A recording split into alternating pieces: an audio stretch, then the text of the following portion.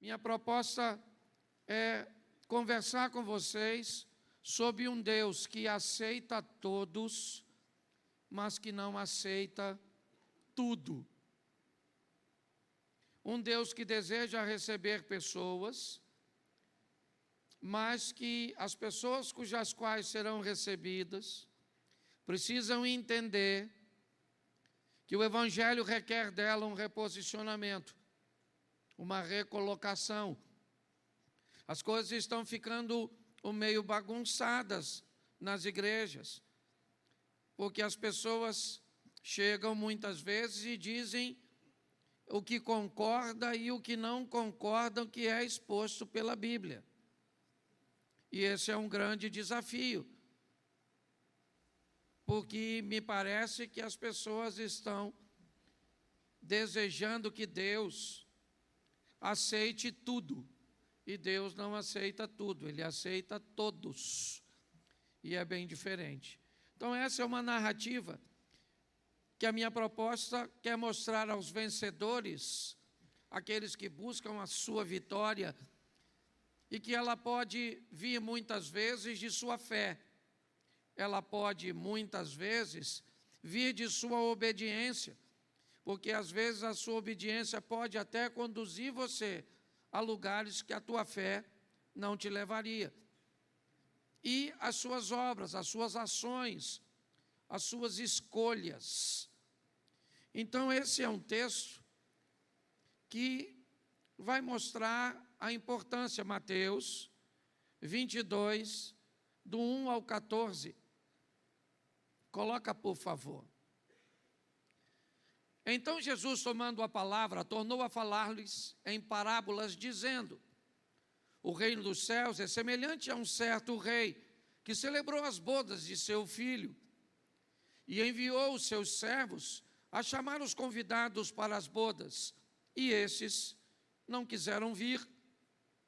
Depois enviou outros servos, dizendo: dizei aos convidados, eis que eu tenho o meu jantar preparado, os meus bois e cevados já mortos, e tudo já pronto, vinde às bodas. Eles, porém, não fazendo caso, foram um para o seu campo, outro para o seu tráfico, e outros, apoderando-se dos servos, os ultrajaram e mataram. E o rei, tendo notícia disso, encolerizou-se e, enviando os seus exércitos, destruiu aqueles homicidas e incendiou a sua cidade.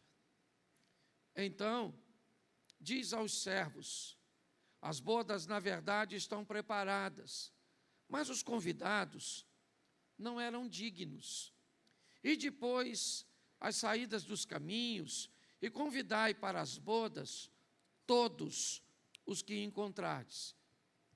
E os servos, saindo pelos caminhos, ajuntaram todos quanto encontraram, tanto maus como bons. E a festa nupcial foi cheia de convidados. E o rei, entrando para ver os convidados, viu ali um homem que não estava trajado com vestes de núpcias.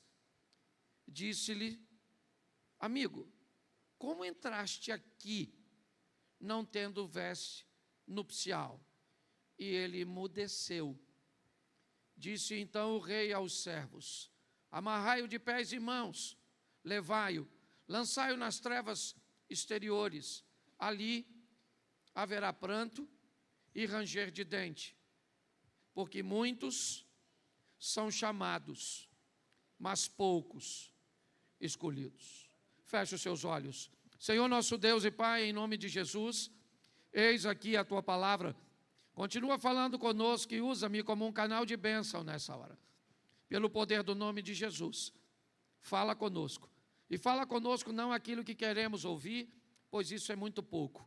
Fala conosco aquilo que precisamos ouvir. Usa-me, ó Deus, em nome de Jesus. Você pode dizer amém? Dentre tantas as comparações que Jesus fez exposição sobre o reino de Deus. Essa é uma das histórias bem interessantes, narrada por Jesus. Jesus vai comparar a salvação, o reino de Deus, como uma festa de casamento. E ele diz que o filho do rei vai se casar. E o rei, então, prepara toda uma estrutura para receber os convidados de seu filho. O rei manda convidar as pessoas especiais, ou pelo menos que eram consideradas especiais. Me parece que essa é a colocação do povo formado por Abrão, aquele povo que Deus está querendo salvar desde de quando buscou um concerto com Adão, deu a oportunidade de Noé construir uma arca para salvar algumas pessoas. Mas agora, Deus está dando uma amplitude a tudo isso. E esse povo é um povo que Deus formou, mas o texto diz que esse povo não quer ir. Esse povo, ele não quer entrar. Esse povo não atendeu o chamado.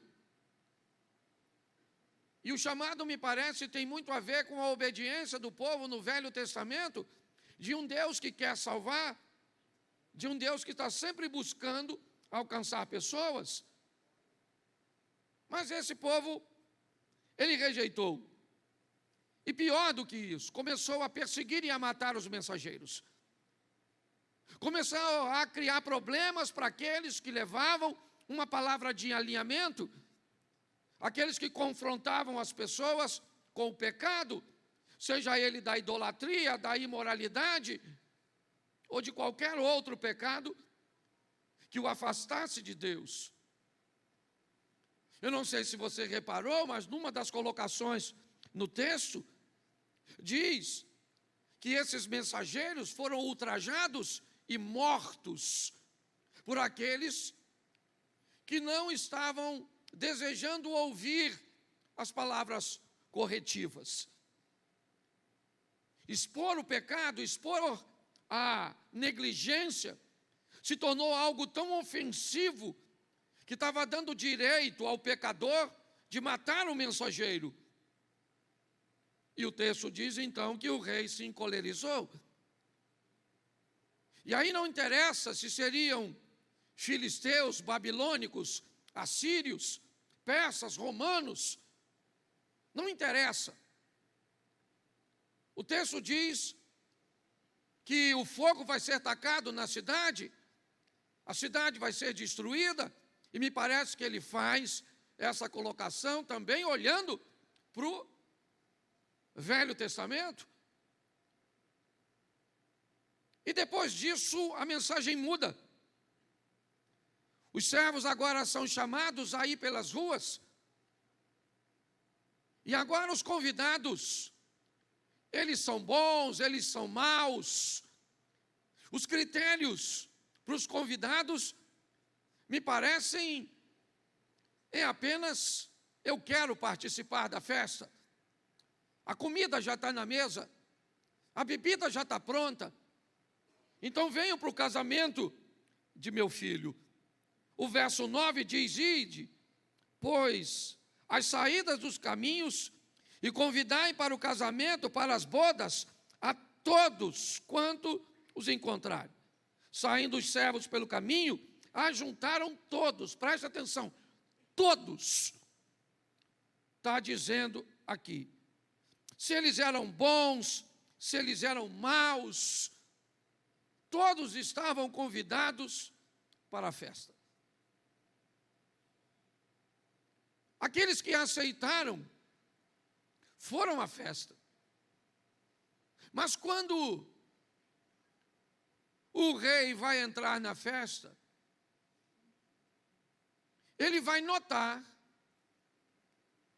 que alguém aceitou o convite, mas não respeitou o protocolo. Alguém desejou ir na festa, mas não se preocupou com suas vestes. Achou que ele poderia ser alguém diferenciado dos outros e que seria tolerado. O convite foi feito, é verdade. O indivíduo iria se quisesse, é verdade. Haveria um livre-arbítrio ao convidado de comparecer à festa ou não.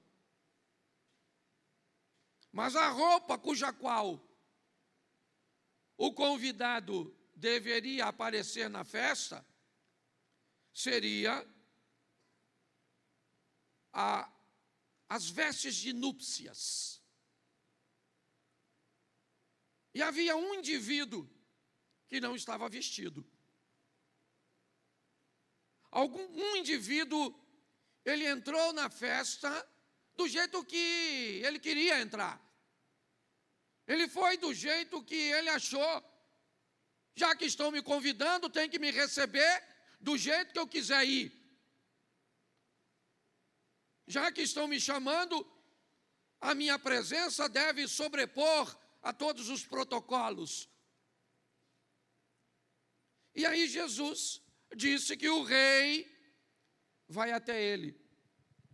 Ele faz uma pergunta a ele: amigo, como é que você conseguiu entrar aqui sem as vestes de núpcias? Como é que você conseguiu entrar na festa do meu filho desse jeito? O texto diz que o convidado não tem o que dizer, o que indica que ele teria acesso à veste de núpcias. Ele não estava com a roupa inadequada porque não tinha o que colocar. Ele não estava com a postura incorreta porque ele não tinha como estar da forma certa. Ele simplesmente não quis. Foi uma opção dele. Ele estava diferente de todos.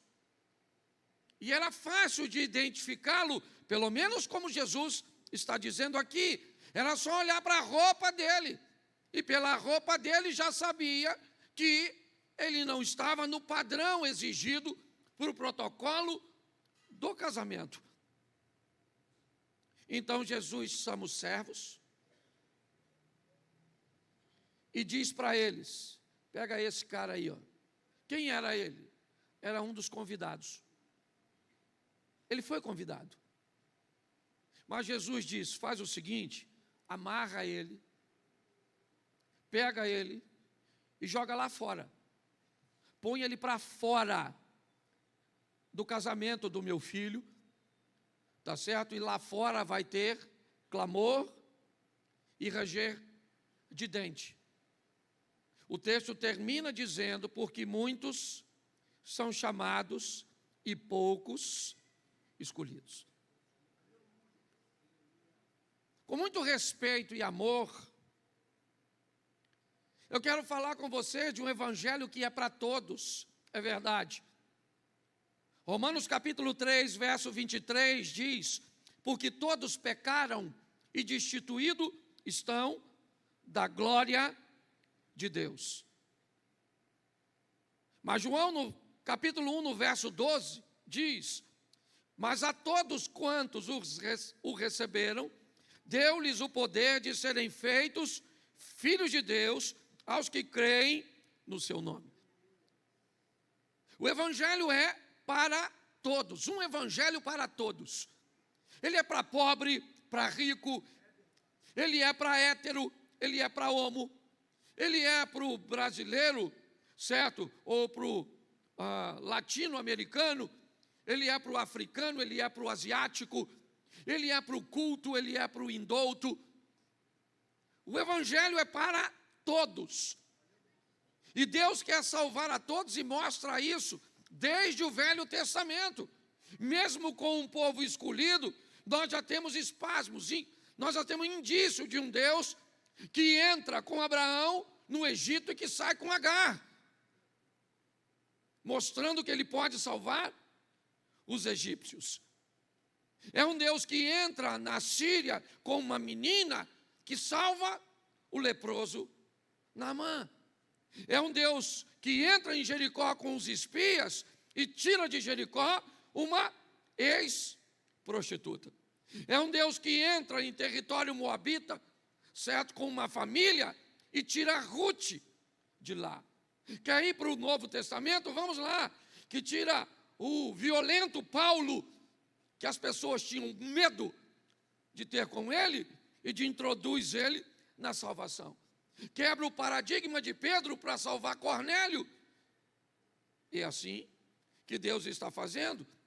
Entra na casa do Zaqueu, que as pessoas achavam que não mereceria. Mas é muito importante olharmos que a Raabe só foi prostituta antes de andar com Deus. Que o Paulo só foi esse sanguinário antes de ter um encontro com Cristo. Porque depois que a palavra de Deus entra, ela é para todos, mas não tolera tudo. E é muito importante nós olharmos isso de uma forma muito madura, porque hoje alguns discursos estão distorcendo um pouco isso. Estão querendo dizer que Deus não ama a todos. Não, Deus ama a todos, mas não tolera tudo, não. Se você não quer botar a roupa adequada para entrar na festa, saiba de uma coisa. Aqui no texto a roupa era física, era fácil de olhar. Hoje não. Hoje a veste nupcial, ela não é visível, ela é invisível. E por isso pode passar desapercebido pela liderança, pelos pastores. Mas pelo Senhor não vai passar, não. A Bíblia diz que lá fora tem trevas exteriores, clamor e ranger de dente. E se não tiver dente, vai ranger gengiva, mas vai ranger. Então, cuidado com isso. Um evangelho para todos. Posso ouvir um amém? Isso. Segundo, um evangelho para arrependimento e para conversão. Um evangelho para arrependimento e para conversão. Não é só para arrependimento, não. É para arrependimento e para conversão, para mudança. Ah, eu estou arrependido, tá bom? É uma parte do processo, mas não é toda a parte, não. O evangelho tem que trazer ao pecador, porque todos pecaram e destituídos estão da glória de Deus, certo? E com a exposição do evangelho para todos, quem não arrepender e se converter, inevitavelmente continua na mesma prática, ou pior, achando que Deus tem que tolerar todo tipo de roupa, todo tipo de vocabulário, todo tipo de comportamento. Ele tem. Porque Deus é amor. Tá certo? Deus é amor, sim ou não? Sim, mas essa mensagem está incompleta. Ele é amor, mas ele é justiça. Ele é amor, mas ele é fogo consumidor. Então, cuidado com a informação pela metade. Um evangelho para arrependimento e conversão. Vamos lá, Atos dos Apóstolos, capítulo 3, verso 19. Atos 3, 19.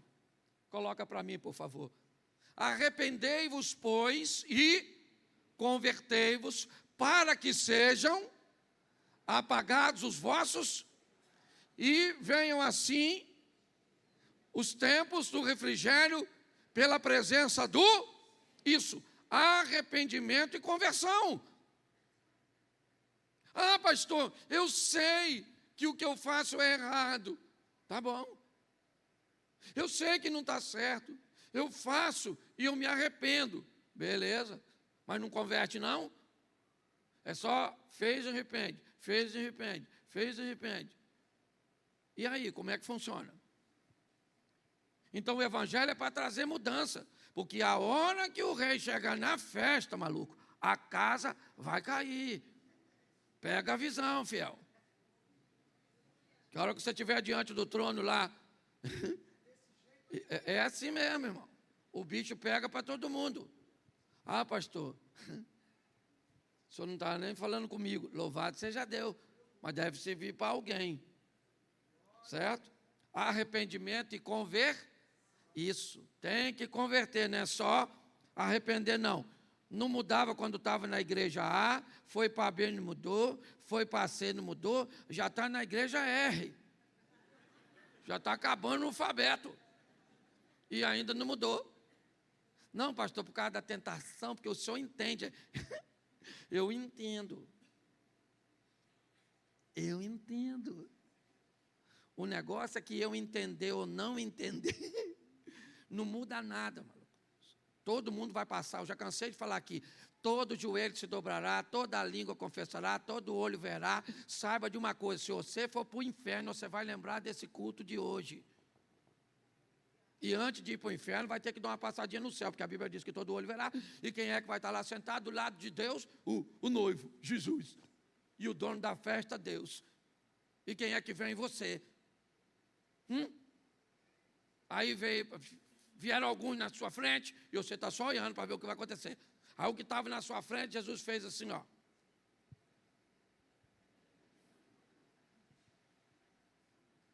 Aí chegou você. Ele falou: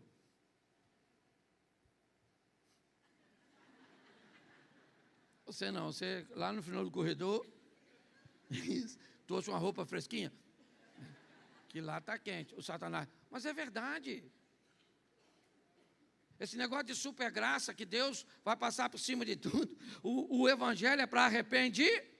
Para arrepender, isso. Romanos 6,4, coloca na tela. Está demorando um pouquinho, porque eu não passei os textos antes.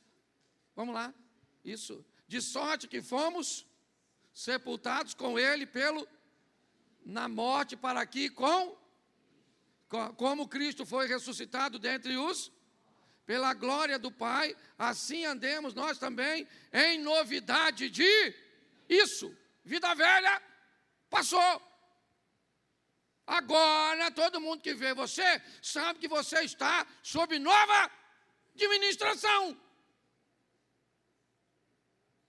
Conheceu fulano? Isso aí. Não era fácil não, hein? Nossa, aquilo era um menino difícil. Uma piriguete. É isso aí. Conheceu fulano? Pinguço, cachaceiro, mulherengo, mentiroso, envolvido com jogo. Todo mundo aqui tem passado. Não fica me olhando com essa cara que você não tem, não. Que eu sei que você tem. Certo? Aí Jesus entrou. Você continua fumando? Sim ou não? Bebendo? Jogando? Se prostituindo? Então, novidade de... Mas tem uns irmãos que entram na igreja, que Deus só quer o coração. Pensa que Deus é cardiologista. Não, porque Deus só quer o meu filho. Lá para o inferno, sem notar. Novidade de vida. É muito legal quando você encontra alguém que te conhecia no passado. E que às vezes encontra contigo e começa a conversar contigo e diz: o que aconteceu com você? Você está mudado. Você não usava essas roupas. O que aconteceu com você? Aí você diz: eu agora estou andando com o chefe dos crentes. Jesus: sabia. Não bebe mais? Bebo não. Pego só a sua mulher, nem ela. Está tão ruim que eu não estou pegando nada. É na verdade. Você está rindo de tu. Mas é verdade, sabe? Quando as pessoas olham, e elas olham para você e descobrem que agora você vive um outro estilo de... Porque não teve só arrependimento, teve também conversão. Entendeu? E quem decide se converter é você. É você que fala para você mesmo: eu sem vergonha. Olha no espelho e conversa com você. Fala: olha, você quer me levar para o inferno. Eu já falei isso com assim, já. Falei, você, Cláudio, você não vale nada não. Você quer levar eu para o inferno. Mas eu não vou, você vai sozinho. Eu não vou. Eu já conversei muito, porque eu já tive uma vida muito pior do que tenho hoje. Hoje eu ando com tanto atarefado que eu estou até sem tempo de pecar. Hoje eu estou na igreja desde cedo. Às vezes o pecado vem, eu falo, volta outra hora. Porque eu estou ocupadinho aqui, não dá não. Meu filho Caio falou, pai, só de você falar isso já está pecando. Não estou aqui para julgar ninguém não, mas a verdade é essa. Um evangelho que não pede de você conversão, que não pede de você arrependimento, não é evangelho. Então o evangelho expõe você a ouvir coisas que não lhe são agradáveis, mas são importantes para a conservação da sua alma. Só que hoje, muito membro de igreja virou cliente. Não pode falar. Você vai falar que eu vou para o inferno? Então eu não trago mais minha oferta.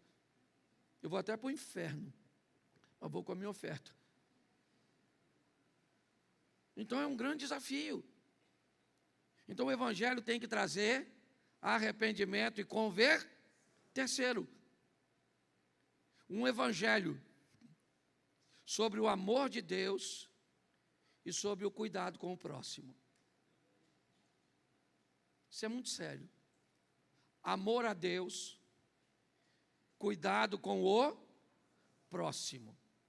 É assim que funciona. Mateus 22, verso 39 e 40. Coloca, por favor.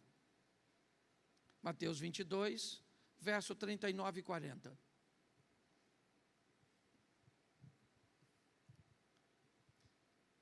E o segundo, deixa eu pegar aqui. Volta no 37, que aí vai ficar mais. Isso.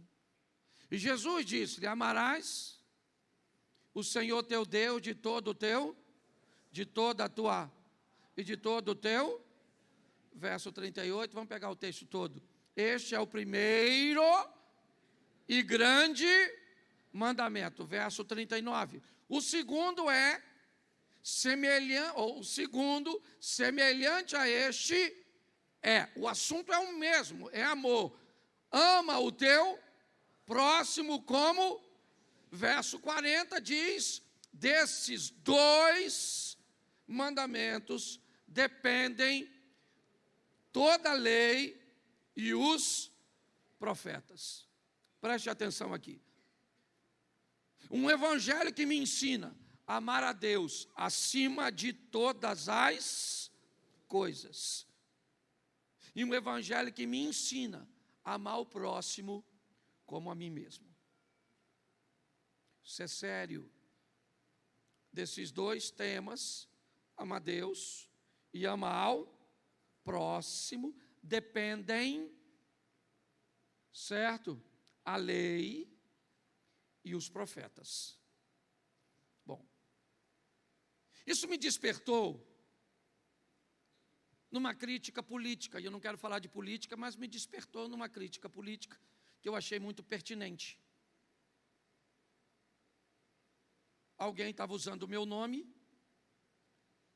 para falar do meu apoio ao ambiente de direita. E aí alguém perguntou o que a Bíblia falava sobre nós falarmos que há na esquerda um desejo e um propósito de destruir alguns valores familiares. E aí o indivíduo que foi avaliar a minha fala, ele disse assim, em parte está certo, em parte não. Porque o trabalho que a esquerda deseja realizar com assistencialismo e com cuidado com os pobres, certo? É muito importante. Muito maior do que o que a direita faz, no sentido político. Mas se for olhar pelos valores conservadores de família, pode-se achar que olhar para essa destruição de valores é algo que a Bíblia também condenava. Porém, o amor e a ajuda aos pobres se sobrepõe a tudo isso. Em tese os crentes estão muito preocupados com valores morais, mas estão totalmente despreocupados com ajudar os necessitados. E talvez isso seja uma verdade, eu não estou aqui para defender isso. Eu só queria colocar isso de uma forma para nós aqui, bem esclarecida. E preste atenção o que diz Gênesis 1:1. Bota na tela. Gênesis 1:1. No princípio criou Deus céus e a terra. Esse é o primeiro versículo da Bíblia. Capítulo 1, verso 1. Ele dá uma direção que todo crente deveria saber, que nós lemos em Mateus: amai a Deus sobre todas as coisas e o próximo como a ti mesmo. Esse texto diz: os céus sempre virão primeiro. No princípio criou Deus os céus e a terra. O céu sempre virá primeiro. Goste as pessoas ou não, concorde ou não, tá certo? É importante entendermos isso. Vamos lá? Mateus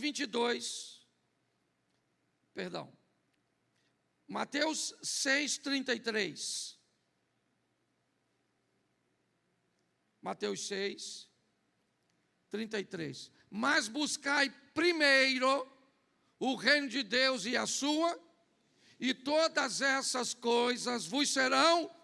Depois você vai lá ver o que todas essas coisas são. Elas estão relacionadas com comida, com vestimenta, com uma série de fatores. Quer ir para Marcos 8:36? Vamos lá. Marcos 8:36. Pois o que aproveitaria o homem ganhar todo mundo e perder a sua? Então preste atenção, volto aqui, porque o assunto vale o debate. Nós temos que amar a Deus e ajudar o próximo. Parábola do bom samaritano. Quem é o próximo? Não interessa, é a pessoa que aparece na sua frente pedindo de você ou tendo algo que você pode fazer por ela. Pode ser um abraço, um dinheiro, uma oferta, o que quer que seja. Uma coisa é certa: as coisas deste mundo, ou seja, é importantíssimo nos preocuparmos com comida, com toda a parte de assistencialismo. Mas a Bíblia diz que o homem precisa valorizar uma coisa mais que tudo: o reino de Deus, o Senhor. Amar a Deus acima de todas as coisas. Mas vale o alerta para você. Vale o alerta para você que pode ajudar e não ajuda ninguém. Vale um alerta para você que, se está bom para você, parece que está bom para todo mundo. Você cuida da sua vida, certo? Seja maduro o suficiente para entender que você não pode mudar o mundo inteiro. Não dá para ajudar todo mundo. Agora saiba de uma coisa: a vida sabe o que você pode fazer e sabe o recurso que você tem, que você pode disponibilizar para servir alguém. Às vezes, um mendigo te aborda para te pedir dinheiro e você não tem, mas você não tem uma palavra de salvação para ele, você não tem uma oração a fazer por ele, mas ele está sujo, ele está fedendo. Pois é, naquela ocasião, ele foi o seu próximo e você deixou passar. Então, os céus, todas as vezes que alguém expor a você que fazer as coisas aqui na terra é importantíssima, concorde com ela, porque a Bíblia diz, e você tem que dizer para ela: eu faço. Por isso é que eu digo aqui, quando o assunto é recurso material, aprenda, certo? A maior parte do seu recurso, a Bíblia chama de pão, é o que é seu.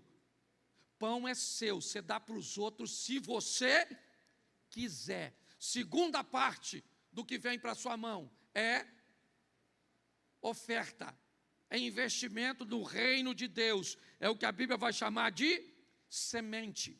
A terceira parte, certo? Que vai sair desses 90% que ficou com você, deve se chamar generosidade, que você decide o quanto sai.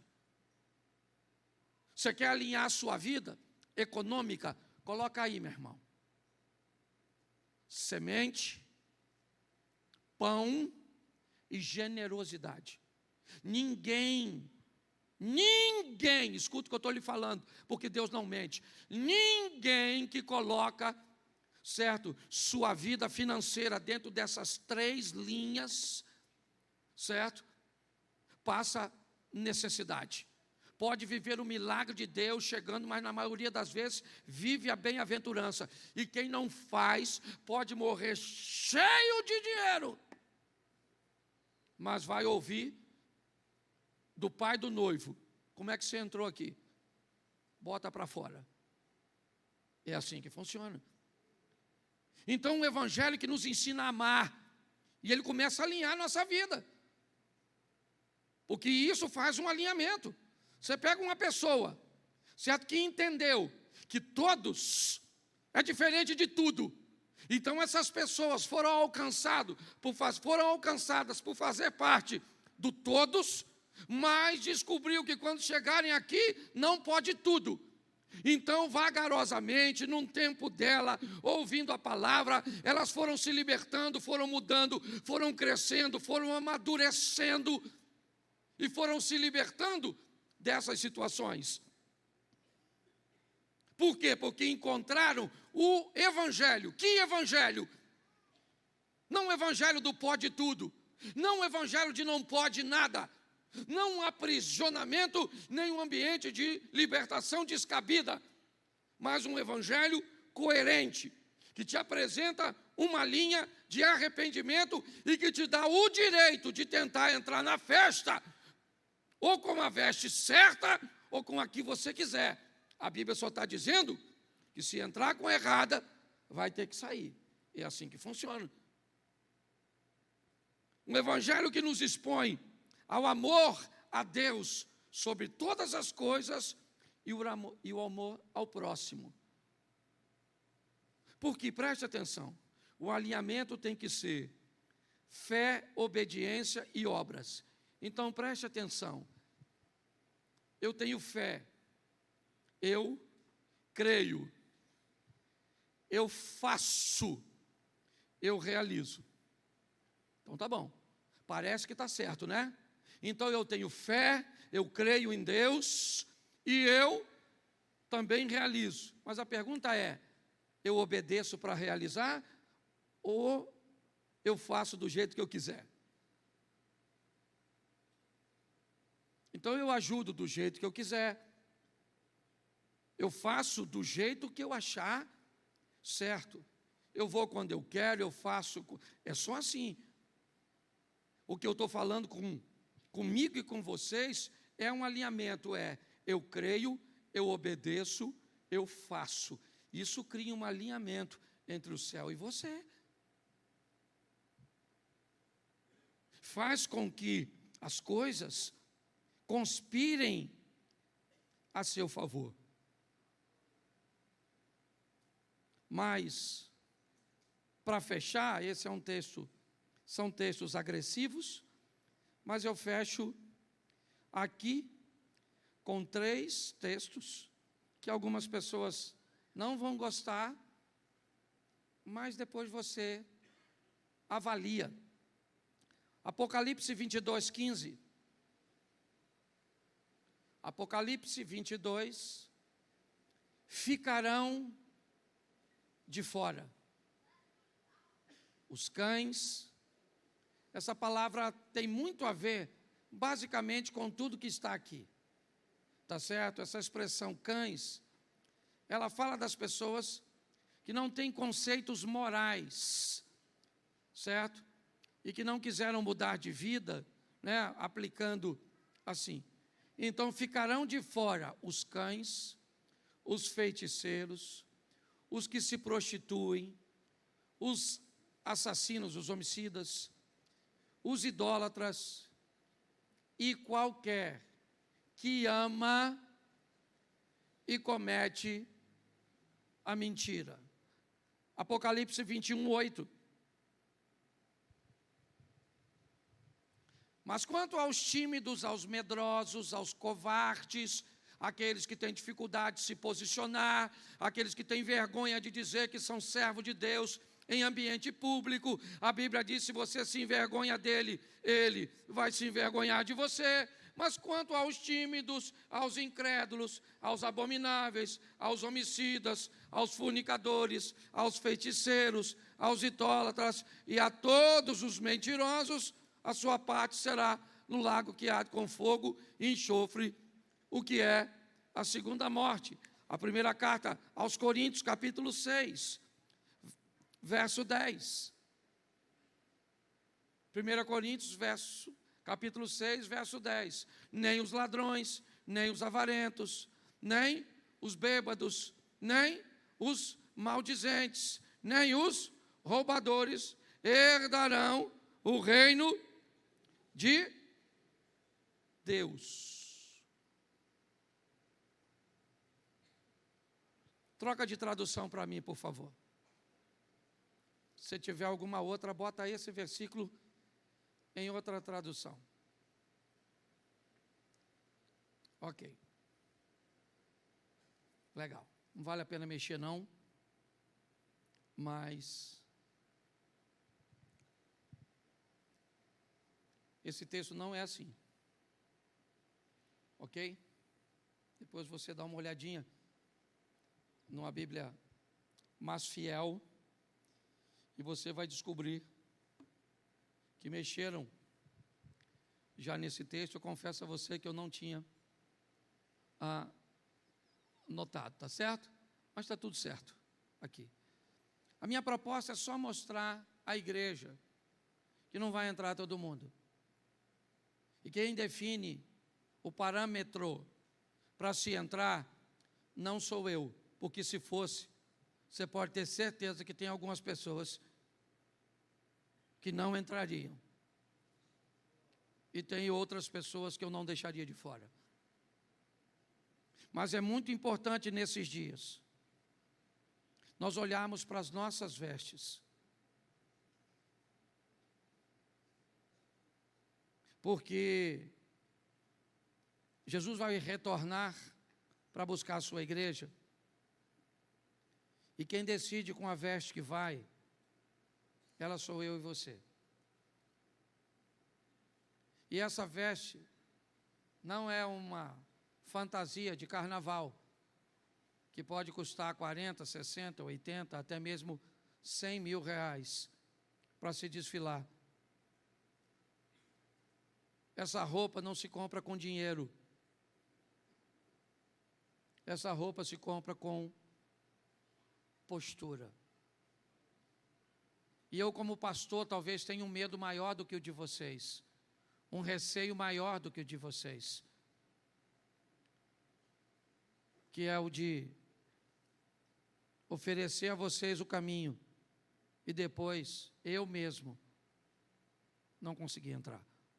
Por isso eu concordo com o apóstolo Paulo, dos pecadores. Eu me considero o maior, o primeiro. Não banalize seu relacionamento com Deus. Alinhe sua vida. Você começou a fazer uma campanha hoje, ou está fazendo uma campanha extraordinária. Você viu o Tony perguntando aqui o nível de pessoas que já receberam.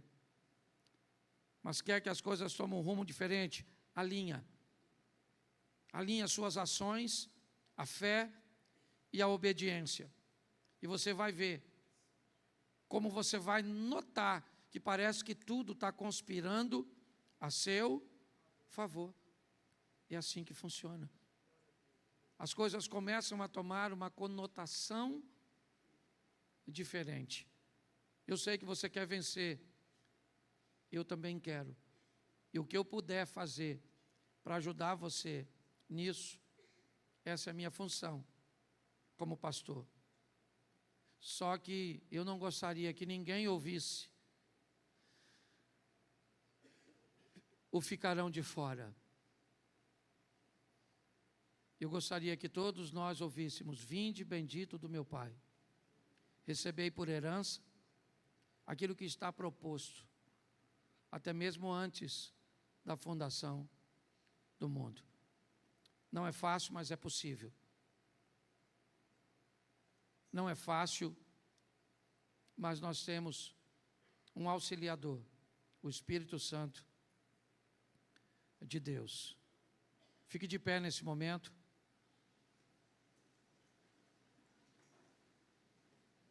Eu só queria que você gravasse isso e não permitisse que ninguém perto de você fizesse o contrário. Deus aceita todos, mas Deus não aceita. Deus aceita todos, mas Deus não aceita tudo.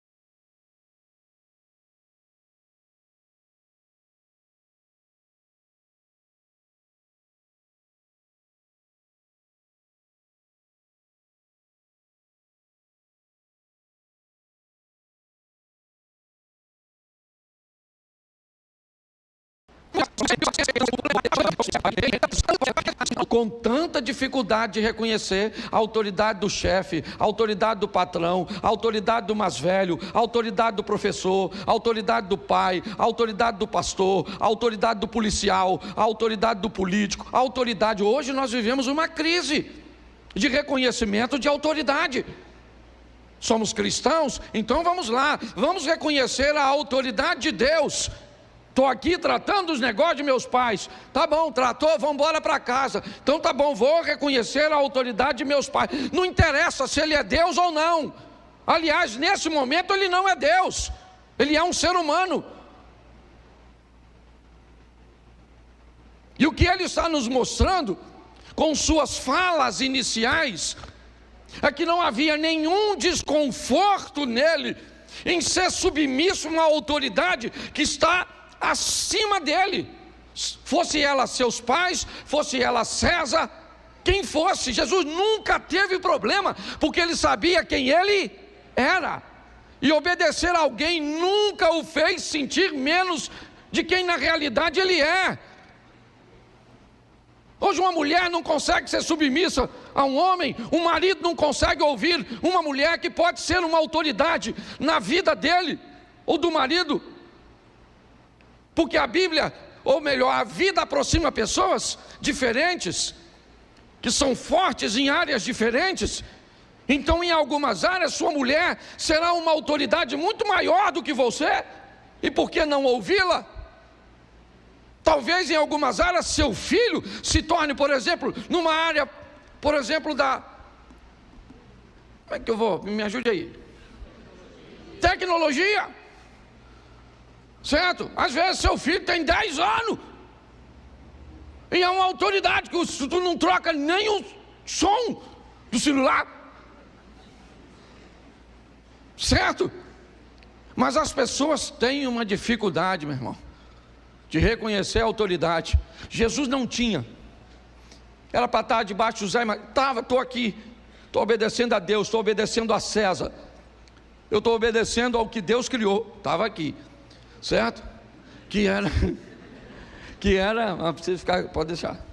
Tá certo? Mas eu queria que você entendesse como ele começa falando. As primeiras frases de Jesus registradas na Bíblia têm por tema autoridade. Duas coisas que ele também vai dizer. Sua primeira frase em Marcos é Marcos 1,15. Eu acho que vale a pena também. Marcos 1,15. Vamos lá? E dizendo: o tempo está cumprido, o reino de Deus está, arrependei-vos e crede no... Preste atenção. O Evangelho de Marcos, Jesus está escrevendo a igreja que estava se formando em Roma, ou seja, seu propósito é escrever aos romanos. Esse é o primeiro evangelho a ser escrito. Pastor, se o primeiro evangelho é Marcos, por que Mateus vem primeiro na colocação e na formação do Novo Testamento? Porque Mateus escreve para os judeus, citando a linhagem, o sacerdócio de Jesus, e por isso Mateus vem primeiro. Já Lucas escreve para os gregos. Já João escreve para todos os crentes que já tiveram um primeiro encontro com Jesus, que é através do Evangelho de Marcos, de Mateus ou de Lucas. É só para esclarecimento, que isso aqui não vai te acrescentar nada agora. Mas preste atenção no que Jesus está dizendo em Marcos. Ele diz duas coisas: arrependimento e fé. A diferença entre arrependimento e remorso é que o arrependimento sempre vem acompanhado de conversão, remorso não. Eu quero colocar a palavra arrependimento. Jesus está dizendo em Marcos duas coisas, certo? Ele está dizendo para uma igreja que está em Roma. Então ele diz: vocês vão precisar de duas coisas: arrependimento e fé. Ele está falando de sua missão. Note, eu vim cuidar das coisas, dos negócios de meu pai. Estou debaixo da autoridade dele. Estou debaixo da autoridade de meus pais. Fui criado por José e por Maria. Estou debaixo da autoridade de João, porque ele é o anjo, aquele que irá preparar o caminho. Então ele está tudo certinho. Ele está buscando fazer tudo direitinho. E agora o que ele está dizendo é: eu preciso, com aquilo que eu vou fazer, para que eu consiga alcançar vocês, que vocês se arrependam e tenham fé. Porque senão a missão não vai ser cumprida. Quer o próximo texto? Vamos a João. Primeira fala de Jesus no Evangelho de João é João 1,38. E Jesus, voltando-se e vendo que eles o seguiam, disse-lhe: lê para mim. Disse-lhes o quê? Isso. Quando você vai ver a Bíblia, a única coisa que vai estar em vermelho é que buscais. Desse texto todo aqui que você está lendo, a única coisa que Jesus disse foi o quê? Que buscais. Só isso. No Evangelho de João ele está fazendo uma perguntinha só. A primeira pergunta dele é: o que vocês estão buscando em mim? Note que em Marcos ele diz: arrependam-se e tenham fé. Mas agora em João ele diz: o que vocês estão buscando em mim? É cura? É libertação? Vocês estão querendo pagar uma dívida? Vocês estão querendo resolver um problema no casamento de vocês? Qual o motivo? Por que é que vocês estão me buscando? Quais são as expectativas que você tem em torno de se relacionar comigo? Para que vocês me querem? É isso que ele está dizendo. Preste atenção, porque um texto ele vai completando o outro. Eu li, porque eu separei aqui 10 frases ditas por Jesus. A primeira é o reconhecimento de autoridade de Deus e de seus pais em Lucas 2. A segunda é o reconhecimento da autoridade de João Batista sobre ele, Mateus 3:15. Depois é ele falando da sua missão em Marcos 1:15, onde ele fala de arrependimento e fé. A quarta está em João 1:38, onde ele pergunta: o que vocês estão buscando? Vocês vieram à igreja para quê? O que vocês querem comigo? O que vocês estão querendo comigo? É isso que ele está perguntando. No Evangelho de João, a história começa assim: o que você está buscando em mim? Isso, presta atenção. Atos dos Apóstolos 16:31. Esse também é outro perturbadinho, coitado. Esse aqui queria suicidar. Turma do suicídio. O apóstolo Paulo, essa é uma história maneira do capítulo 16, uma parte do capítulo, vou narrar para você rapidinho. O apóstolo Paulo estava lá mandando a palavra, no início estava entrando em Macedônia, Filipos, por ali, certo? E estava lá ele pregando a palavra de Deus, e o povo estava lá, maneiro, mas tinha uma dona lá, uma menina que adivinhava as coisas, uma vidente lá, adivinhava as coisas, e tinha os caras que ganhavam dinheiro com ela, porque montaram uma estrutura para ela adivinhar. Então os caras entravam no dinheiro com adivinhação. E Paulo está lá pregando, e ela olhava e falava: gente, escuta Paulo, porque Paulo, gente boa. Aí Paulo falou assim: pô, estou incomodado com essa dona gritando aí, essa maluca aí, Rapaz, tem um demônio nessa gritaria dessa mulher aí. Não estou falando que toda mulher que grita tem um demônio. Mulher fala muito porque a área de fala da mulher é muito grande. O homem tem uma área de fala bem aqui assim, no finalzinho, que assim, do tamanho de um grãozinho de feijão. A mulher tem uma área de fala, é todo lado esquerdo assim, e se faltar espaço também tem o direito todo que ela fala. Por isso que normalmente a coisa mais difícil que existe é você ver uma mulher gaga. É porque falar faz parte dela, tá certo? Foi só uma... Nem sei porque eu falei isso. Sangue de Jesus, tem nada a ver com o culto. Os teólogos de plantão morrem. Ainda bem que eu sou pastor. Tem que deixar eu pregar de novo. Escute só. Aí Paulo olhou para a dona lá, que estava endemoniada, sem estar endemoniada. Olha, uns demônios escondidos. Demônio dissimulado. Paulo falou: ô demônio, de adivinhação, sai dessa maluca aí. Pô, a mulher perdeu, não adivinhava mais nada.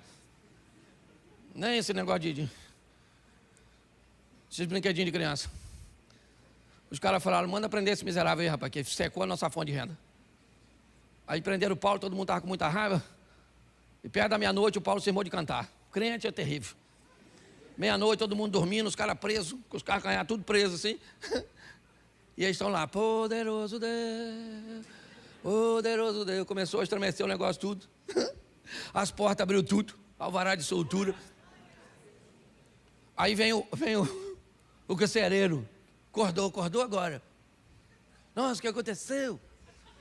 As portas tudo abertas. Ele falou: fugiu todo mundo, vou me matar. Paulo falou: calma aí, ó infeliz, ninguém fugiu não, está todo mundo aqui. Ele falou: acende uma luzinha aí para eu ver. Aí acenderam, depois você lê, a história é fantástica. Só estou aqui, né, rapidinho, mas a história não é nem isso que eu estou falando, é um negócio, só estou falando fofoca, só superficial, para criar em você o interesse, entendeu? Estou contando a metade do babado, o restante é contigo. Vai lá. Aí o apóstolo, aí o Paulo está lá, aí vem ele assustado: ninguém fugiu. Ele falou: ninguém fugiu. Estamos tudo aqui. Ele falou assim: então, ô São Paulo, como é que eu faço para me salvar? Que quase que eu me lasquei agora, morrendo. Paulo falou: crê no Senhor Jesus, será salvo tu? Presta atenção. Olha que coisa fantástica. Por que Paulo foi para a prisão? Ele ficou preso? Sim ou não? Ele foi solto, ele só deu uma passada lá, porque Deus estava a fim de salvar o carcereiro. Deixa eu falar uma pergunta para tu, séria. O que você veio fazer aqui hoje? Tanto lugar mais legal para você ir. Se você bebe, ó, tem uns na esquina aí, umas birosas com uma cerveja maneira.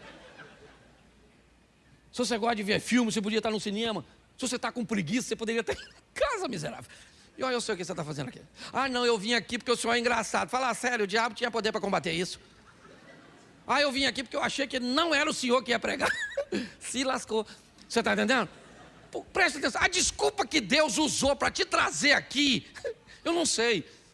Eu só sei que você só está aqui porque Ele decidiu que você estaria. Você está entendendo?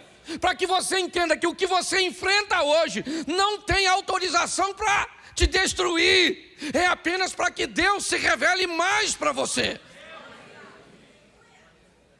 Paulo está preso e poderia falar: nessa droga que eu estou preso, eu vou cantar é nada, estou todo dolorido. Está ele lá cantando, sei lá,